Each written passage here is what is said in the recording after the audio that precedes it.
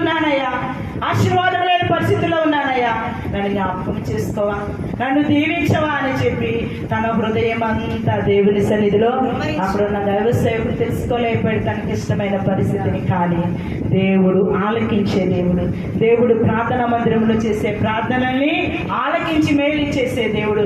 అన్నమ్మని ఆ రాత్రి వేళలను దేవుడు జ్ఞాపకం చేసుకొని బిడ్డలగల తల్లిగా ఆశీర్వదించి ఒక్క బిడ్డను అడిగిందండి.